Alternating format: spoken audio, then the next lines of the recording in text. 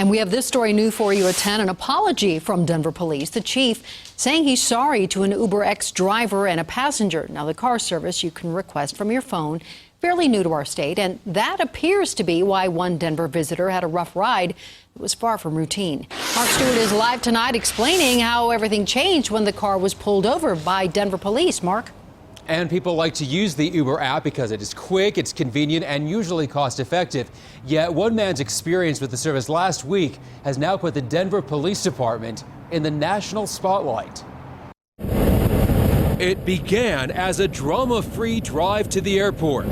That was until UberX passenger Dave Cook and his driver were pulled over by Denver police.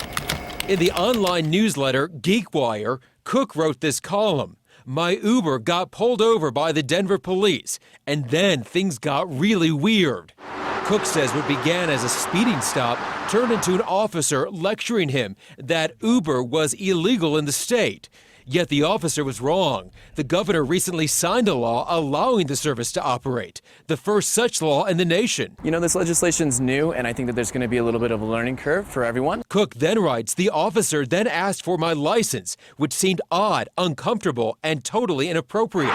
Cook says the officer didn't answer his questions and instead offered him a free ride to the airport.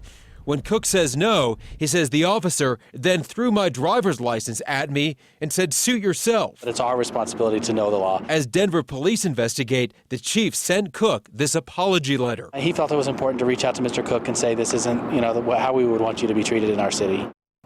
Police telling me their investigation should wrap up pretty quickly.